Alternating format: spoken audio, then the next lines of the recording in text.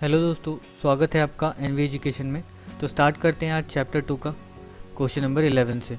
देखिए क्या लिखा हुआ है, 8% सरल ब्याज दर से कितने वर्ष का 600 रुपये का ब्याज 168 रुपये हो जाएगा। तो 8% का सरल ब्याज दर है, यानी कि चलिए ब्याज दर बराबर दिया हुआ है क्या 8%। अच्छा, समय कितने वर्ष नहीं पता, ठीक, तो समय हमें नहीं पता। 600 रुपये का ब्याज 168 रुपये हो जाएगा, यानी कि सिंपल इंटरेस्ट हमारे पास दिया हुआ है 168 रुपये, और जो मूलधन है, जो मूलधन दिया है वो है 600 रुपये। ठीक है, तो हमें क्या निकालना है, हमें निकालना है समय। फॉर्मूला वही, SI equal to P into T into R by 100।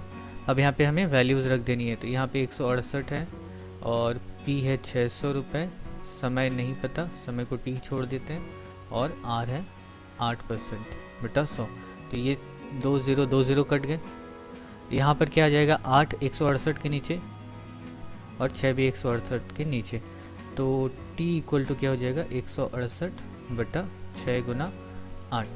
तो इसको काट देते हैं, 8 दूनी 16 और 8 एकम 8, और यहाँ से 3 से कट जाएगा, 3 दूनी 6, 3 सते 21। तो इस हिसाब से देख रहे हैं क्या, T बराबर आ गया 7/2 साल।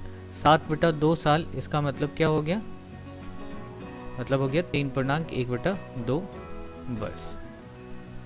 ठीक है, तो समय कितना लगेगा, 3.1/2, यानी कि 3.5 साल का समय लगभग लग जाएगा। ये हो गया आंसर। नेक्स्ट करते हैं। देखिए, यदि किसी बैंक से मुझे 10% वार्षिक ब्याज दर से 800 रुपये जमा करने पर मिश्र धन के रूप में 1200 रुपये प्राप्त होते हैं, तो मैंने बैंक में कितना रुपये जमा किया ये पता करना है। तो हमें क्या मिल रहा है, मिश्र धन मिल रहा है। तो यहाँ पे मिश्र धन दिया हुआ है, मिश्र धन 1200 रुपये, और 800 रुपये जमा किया, तो मूलधन है, मूलधन बराबर 800 रुपये। तो ब्याज कितना होगा, जो सिंपल इंटरेस्ट निकलेगा वो क्या होता है, मिश्र धन माइनस, मिश्र धन को अगर हम A मानते हैं, मूलधन जो है वो P है, तो SI जो होता है वो क्या होता है, A माइनस P होता है। इसका मतलब 1200 माइनस 800 बराबर 400 रुपये। तो सिंपल इंटरेस्ट निकल गया, और ब्याज दर दिया हुआ है, यानी रेट ऑफ इंटरेस्ट, ब्याज दर 10%। हमें निकालना है क्या, समय। समय बराबर कितना होगा ये, तो सिंपल इंटरेस्ट का फिर से फॉर्मूला लगाते हैं, तो P into T into R by 100। तो इस हिसाब से यहाँ पर हमारे पास वैल्यूज़ हैं, SI 400, P है 800 गुना T नहीं पता, R है 10% बटा 100। तो यहाँ से ये 2 0 कट गए। अब 8 और 10 वो दोनों ही कहाँ आ जाएंगे, नीचे 400 के नीचे, तो T इक्वल टू हो गया 400 बटा 8 गुना 10। तो ये 10 0 कट गया, 8 25 40, यानी कि 5। तो समय कितना हो गया, 5 वर्ष। तो T बराबर 5 वर्ष, और यही हमारा क्या है, आंसर है। ठीक है, करते हैं अगला सवाल।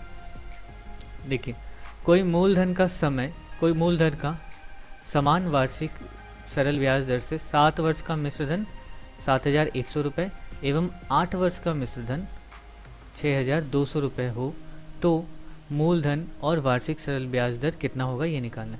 देखिए, यहाँ पर एक चीज़ ध्यान रखने वाली है बात, कि जो ब्याज होता है, जो सिंपल इंटरेस्ट होता है, वो क्या होता है, SI में हर साल एक ही जैसा रहता है। अगर यहाँ पे 100 रुपये मिलते हैं, अगले साल भी 100 रुपये होंगे, उसके बाद वाले साल भी 100 रुपये होंगे, ऐसे करते करते हर साल कितना होगा, एक ही जैसा होगा, मतलब ब्याज जो है वो बदल नहीं रहा है। और इसी तरीके को इस्तेमाल करके हम इस सवाल को बनाएंगे। किस तरह से बनाएंगे, तो यहाँ पे देखिए क्या लिखा हुआ है, 7 वर्ष का मिश्र धन जो है वो कितना है, 7100 रुपये। ठीक है, और 4 वर्ष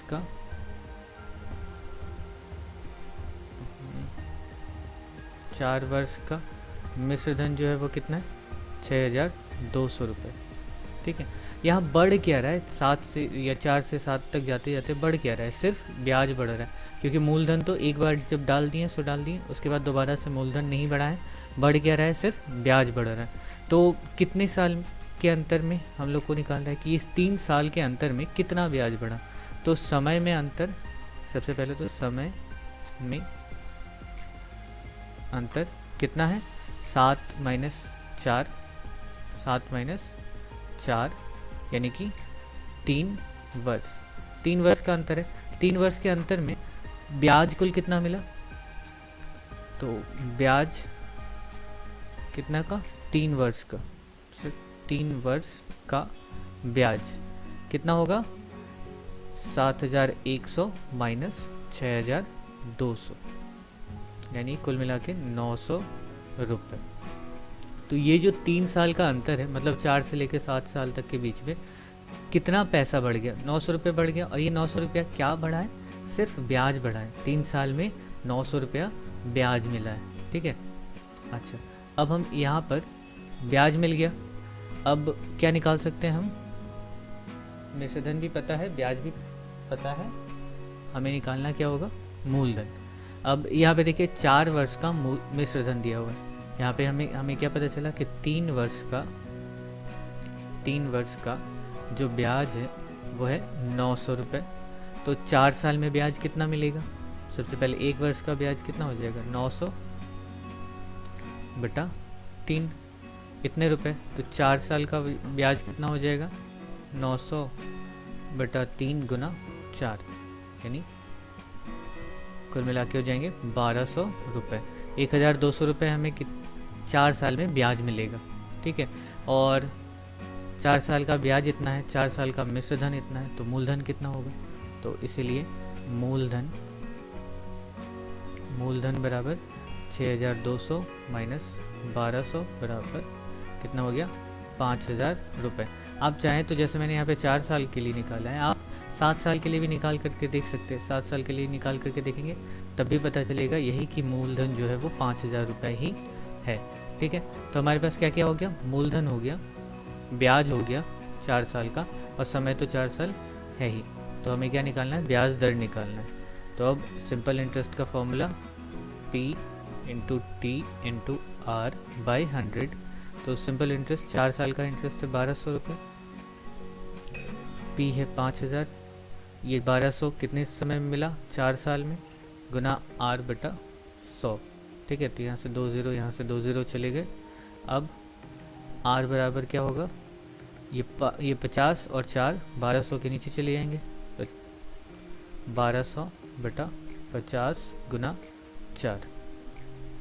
तो यहाँ से ये 0 0 कट गया, 4 या 12 30 और 5 36, यानी कि ये कितना हो गया, R बराबर 6%। तो यहाँ पे हमसे क्या क्या पूछा था, हमसे पूछा था कि मूलधन कितना है और ब्याज दर कितना है। तो मूलधन बराबर है 5,000 रुपये और ब्याज दर जो है वो है 6%, ठीक है। ये दोनों हमारे आंसर्स हो गए। नेक्स्ट करते हैं 14 नंबर। देखिए, एक ही साथ अमल राय बैंक में 2,000 रुपये एवं पशुपति घोष पोस्ट ऑफिस में 2,000 रुपये जमा करके 3 वर्ष के बाद मिश्रधन के रूप में इतना और इतना रुपये पाएँ, तो बैंक और पोस्ट ऑफिस की सरल ब्याज दर कितनी है, ये निकालना है, ठीक है। तो यहाँ पर देखिए, सबसे पहले बैंक की बात करते हैं। तो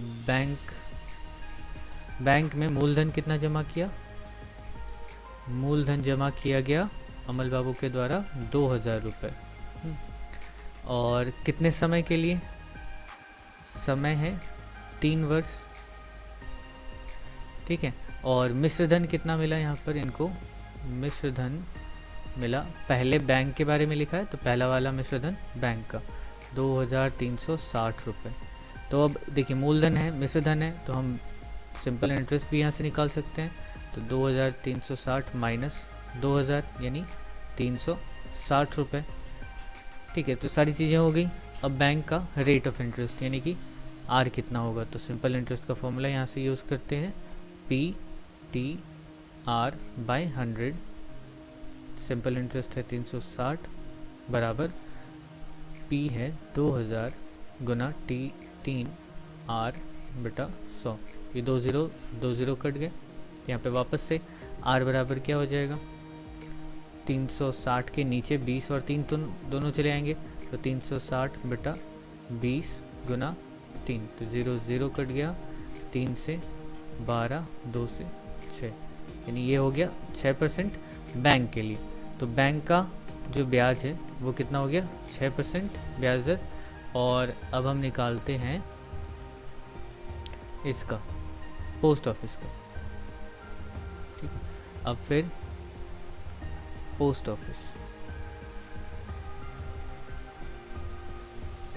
पोस्ट ऑफिस में मूलधन वापस से उतना ही था, मूलधन 2000 रुपये, और समय जो है वह है 3 वर्ष। और यहाँ पे मिश्र धन जो है वो कितना है, 2480 रुपये। ठीक है, 2480 रुपये।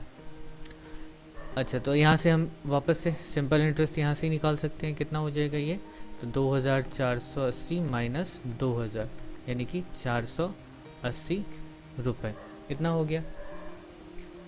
हमें निकालना क्या है, इसमें भी ब्याज दर निकालना है। तो वापस से सिंपल इंटरेस्ट का फॉर्मूला P गुना T गुना R बटा 100, यानी 480 बराबर P हो गया 2000 गुना 3 गुना R बटा 100, 1 2 कट गया। यहाँ पे वापस से R बराबर क्या हो जाएगा, 480 के नीचे 20 और 3, तो यहाँ से ये कट गया। यहाँ पे 16 3 48 और 2 8 16, यानी कि ये क्या हो गया, 8%।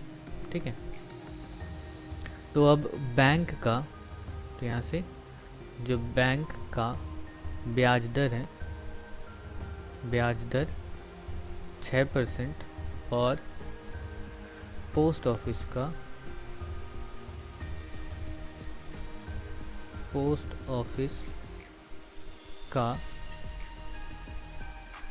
ब्याज दर कितना होगा, 8% है।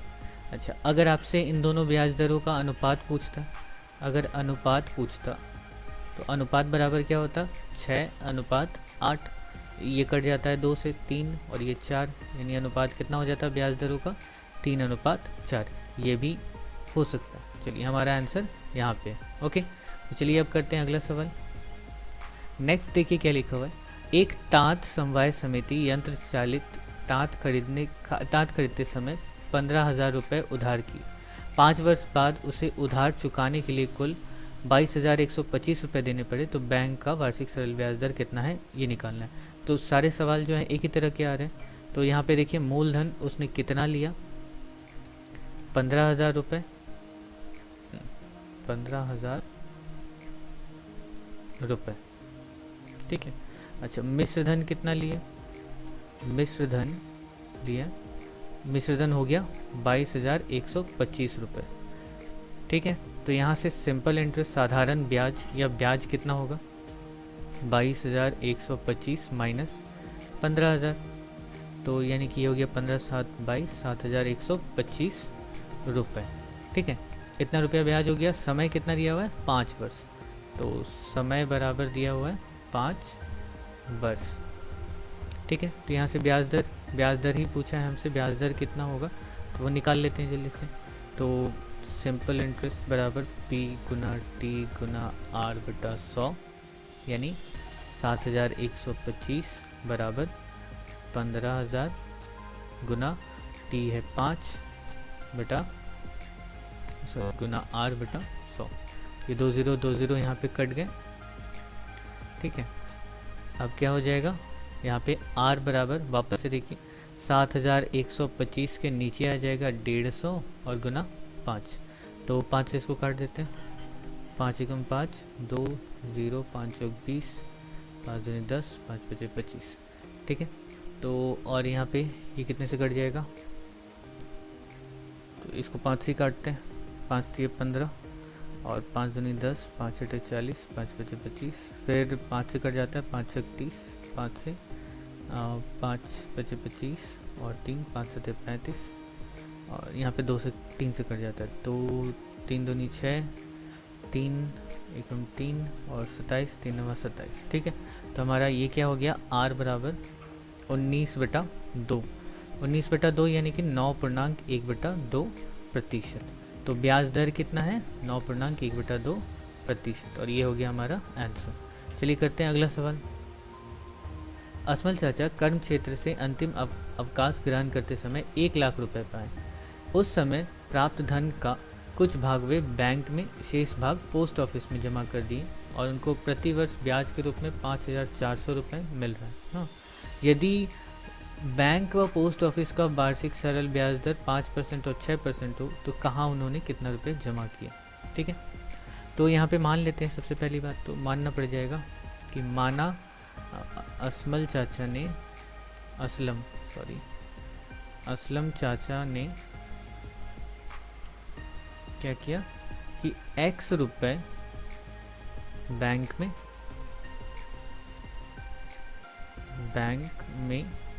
रखा। अगर x रुपए बैंक में रखे तो असलम चाचा ने पोस्ट ऑफिस में कितने रुपए रखे होंगे, 1 लाख माइनस x रुपए उन्होंने पोस्ट ऑफिस में रख दिया। ठीक है,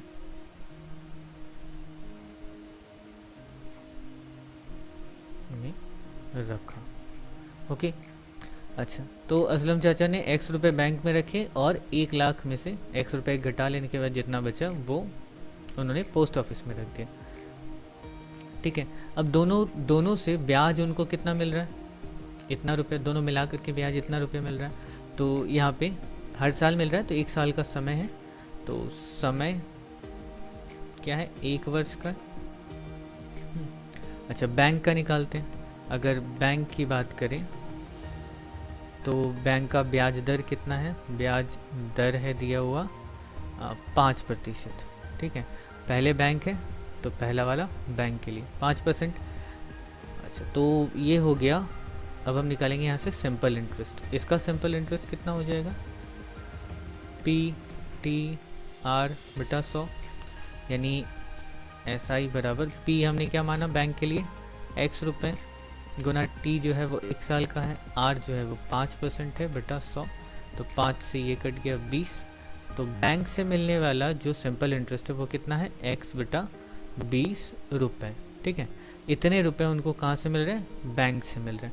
अब पोस्ट ऑफिस की बात कर लेते हैं। तो पोस्ट ऑफिस का ब्याज दर कितना है पोस्ट ऑफिस में, कुल है 6%। ठीक है, 6% ब्याज दर है। तो अब इसका सिंपल इंटरेस्ट निकालते हैं। तो यहाँ पर भी P/100, तो P कितना होगा यहाँ पे, 1 लाख माइनस x, इतना हमने माना था, गुना T तो 1 साल है, 1 साल की बात हो रही है, गुना 6/100। ठीक है, ये हो गया यहाँ पे सिंपल इंटरेस्ट। चाहे तो काट देते हैं यहाँ पे 3 और ये 50, तो ये हो गया कितना, 3 लाख माइनस 3x/50। ठीक है, ये हो गया पोस्ट ऑफिस से मिलने वाला ब्याज। अब इन दोनों ब्याज को मिला करके उनको कितना मिल रहा है, उनको मिल रहा है 5,400 रुपये। ठीक है, तो अब अकॉर्डिंग टू प्रॉब्लम क्या हो जाएगा कि x/20 plus 3 lakh minus 3x/50 बराबर 5,400। बस यहाँ से हमें अब क्या करना है, हमें एक एक करके वैल्यूज निकाल लेनी है, x का वैल्यू निकाल लेना। तो यहाँ पर हो गया ये 100, 20 × 100 यानी कि 5x। ठीक है, और यहाँ पे प्लस 50 × 100 यानी कि ये हो गया 6 लाख, और माइनस 6x इक्वल टू 5,4,1,2,0, 5400। अच्छा, तो यहाँ पे हो गया कितना, माइनस x प्लस 6 लाख बराबर 5400 गुना 100 यानी कि 2 ज़ीरो और, तो 5,04,000। तो यहाँ से माइनस एक्स बराबर, इसको उधर लेके चले जाएंगे तो ये 5 4 1 2 3 4 माइनस 6 पर 1 2 3 5 6 लाख।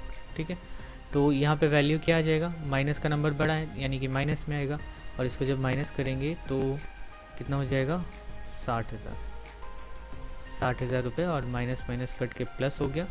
तो बैंक में उन्होंने कितना जमा किया, 60,000। ठीक है, एक्स का वैल्यू हमने बैंक का माना था, तो बैंक में असलम चाचा ने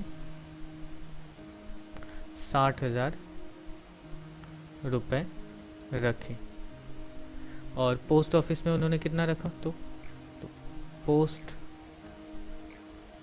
ऑफिस में 1 लाख माइनस 60,000, यानी कुल मिलाकर के उन्होंने 40,000 रुपये रखे। ठीक है, तो ये हो गया हमारा आंसर। बैंक में उन्होंने 60,000 रखा, 6 लाख हो गया, 60,000 रखा, और यहाँ पे 40,000 रखा। ठीक है, इतने रुपए करके रख दिए। तो चलिए आज के लिए बस इतना ही, अब हम बाकी के सवाल करेंगे अगले वीडियो में। तब तक के लिए बाय बाय, टेक केयर। तो एक छोटा सा अनाउंसमेंट है, अगर आप हमारे चैनल को सपोर्ट करना चाहते हैं तो आप यहाँ नीचे सब्सक्राइब के बगल में ज्वाइन बटन है, इस ज्वाइन बटन पे क्लिक करके सिर्फ 59 रुपीज़ मंथली पे करके हमें सपोर्ट कर सकते हैं।